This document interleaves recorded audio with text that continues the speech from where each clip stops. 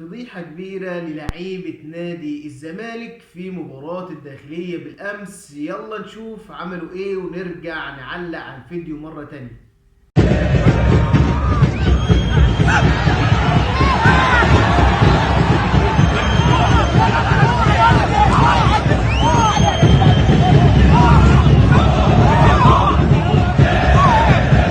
بالفيديو إمام عاشور ونبيل عماد دونجا لسامسون اقع في المنطقة علشان الحكم يصفر وتاخد ركلة جزاء. ده اللي اتعودوا عليه واللي اتبنى فكرهم عليه السنين اللي فاتت والسنة اللي فاتت خصوصا، لان كل مباراة لنادي الزمالك كانت ركلة جزاء مفيش اي مشكلة.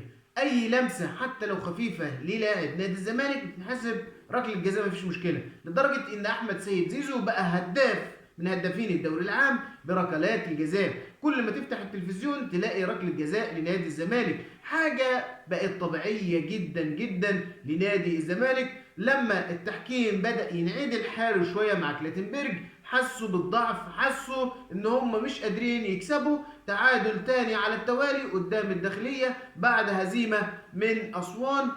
ده نادي الزمالك وده فيريرا اللي منفوخ اعلاميا على الفاضي، وده اللي اتعودوا عليه نادي الزمالك، وده اللي قاله فاروق جعفر، وده اللي قاله رضا عبد العال لما تبقى مزنوق اقع في المنطقه وهصفر لك ركله جزاء. ده اللي ماشي عليه نادي الزمالك، اللي النهارده بيعيطوا بيصرخوا من المظلوميه، بيقول لك احنا مظلومين، ويطلع خالد الغندور كل يوم يقول لك النادي الاهلي بيتجامل ونادي الزمالك مظلوم. اديك شفت يا عم خالد يا بدور ايه اللي بيحصل وايه اللي بيدور في منطقه الجزاء. اللعيبه بتقول لسامسون اقع علشان الحكم يصفر ركله الجزاء. هو ده لعيبه نادي الزمالك، ده تفكير رئيس نادي الزمالك، ده منظومه نادي الزمالك، هيفضلوا طول عمرهم كده.